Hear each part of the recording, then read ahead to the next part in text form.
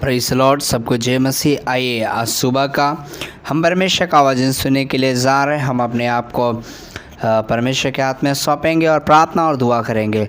सर्वशक्तिमान जीवी दयालु पिता परमेश्वर, सुंदर समय के लिए धन्यवाद। आज आपका पवित्र वचन से सुनने के लिए एक अच्छा अवसर, एक अच्छा मौका दिया, इसके लिए धन्यवाद। मैं आपके हाथों में सौंपते आपके नाम की महिमा और स्तुति और आपके नाम की बड़ाई और आपके नाम की प्रशंसा करते हैं। परमेश्वर अनुग्रह और दया और कृपा करने वाला परमेश्वर, तरस खाइए, दया और कृपा करिए प्रभु, आशीष करिए परमेश्वर। इस वचन को सुनने वाला प्रत्येक परिवार, भाई और बहन को अनुग्रह और आशीष। धन्यवाद पिता परमेश्वर, आपके हाथों में सौंप देते हुए ये प्रार्थना और विनती को सुना, आपने उत्तर दिया। धन्यवाद यीशु के नाम से, आमीन।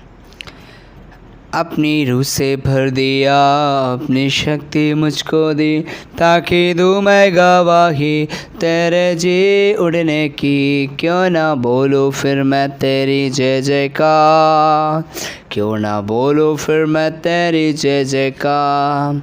जय जयकार, जय जयकार, तूने मेरे लिए क्या कुछ ना किया।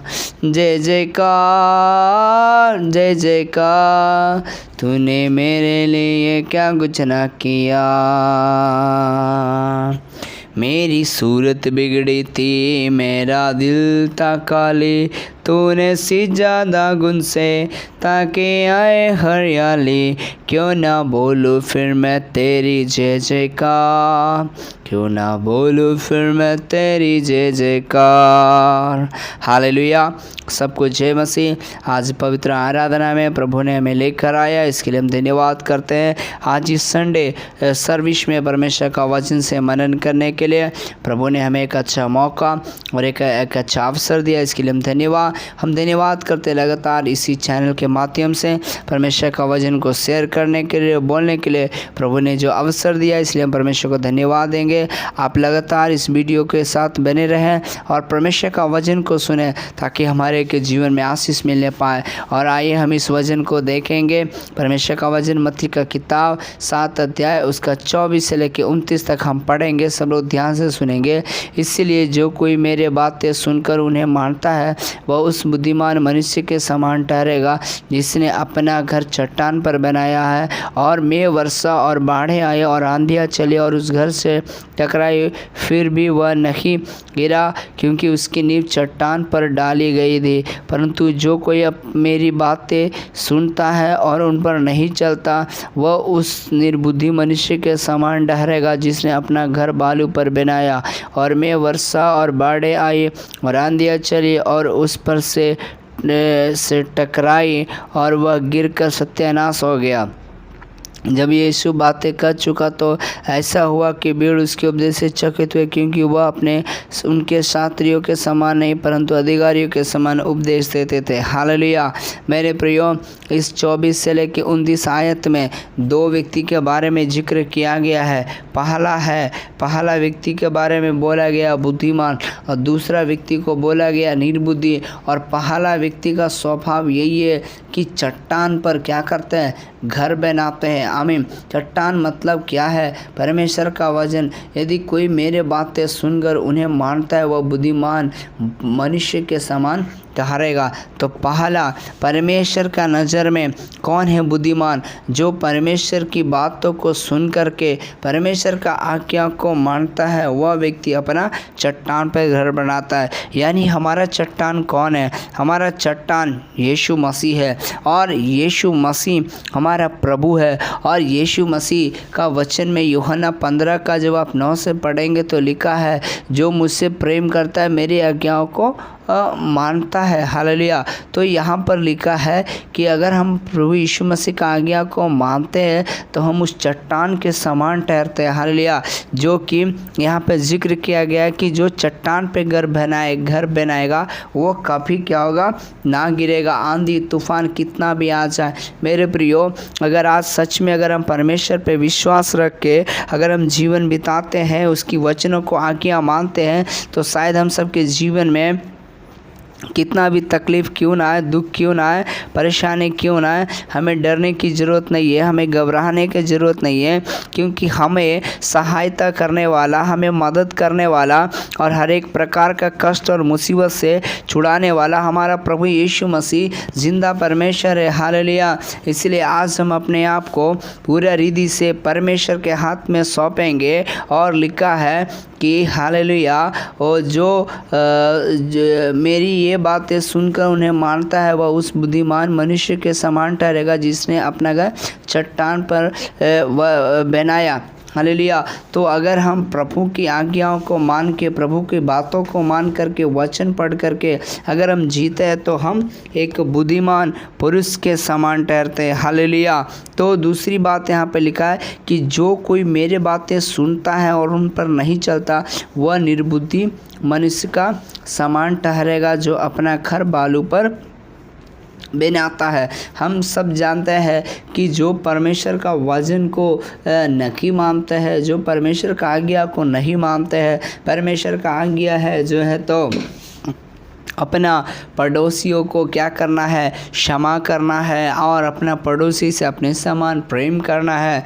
और जो है तो हमें प्रभु में आज्ञा है अपना माता पिता का आदर करना है, क्योंकि इफिसियों का किताब 6 का 1 से हम पढ़ेंगे तो लिखा है कि प्रभु में पहले अपने माता पिता को क्या करो, आदर करो। तो ये सब प्रभु की आज्ञा है, प्रभु का आज्ञा है। हम दूसरों को क्या करना है, क्षमा करना चाहिए। तो अगर ये सब स्वभाव हमारे जीवन में नहीं है तो हम क्या है जो तो निर्बुद्धि का समान है।